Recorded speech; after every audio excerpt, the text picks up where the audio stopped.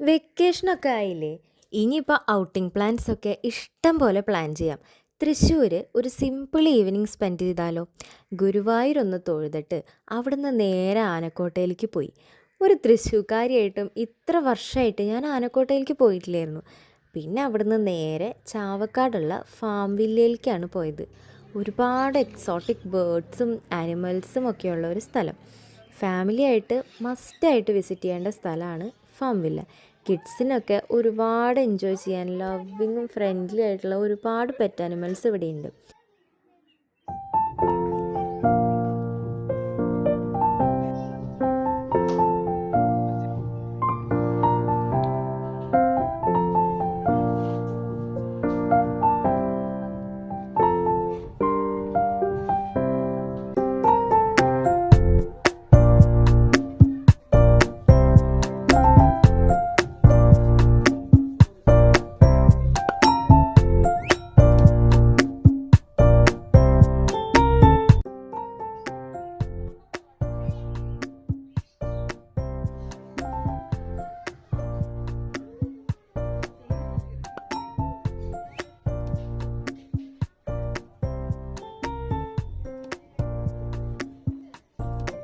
ഇനി ഫ്രണ്ട്സായിട്ട് വന്നാലും നല്ല ഫണ്ണായിട്ട് നമുക്കിവിടെ ടൈം സ്പെൻഡ് ചെയ്യാം. സമയം പോകുന്നത് അറിയേയില്ല കേട്ടോ.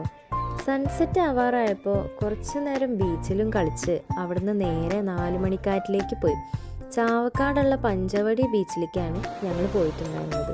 നല്ല neat and clean and hygienic ആയിട്ടുള്ള ഒരു ബീച്ചാണ് പഞ്ചവടി ബീച്ച്. നല്ല വൈബും ഒരുപാട് വാട്ടർ ആക്ടിവിറ്റീസും ഒക്കെയുള്ള 4 മണിക്കാറ്റിലേക്കാണ് ഞങ്ങൾ അവിടുന്ന് നേരെ വിട്ടത്. ഒരു മസ്റ്റ് വിസിറ്റ് പ്ലേസ് എന്ന് തന്നെ പറയാം 4 മണിക്കാറ്റിന്. സൺസെറ്റ് ആവാറായതുകൊണ്ട് ഒരുപാട് വീഡിയോസ് എടുക്കാൻ എനിക്ക് പറ്റിയില്ല. അങ്ങനെ ഒരുപാട് നല്ല ക്വാളിറ്റി ഉള്ള ടൈം സ്പെൻഡ് ചെയ്തിട്ട് ഞങ്ങൾ നേരെ അവിടുന്ന് തിരിച്ചു.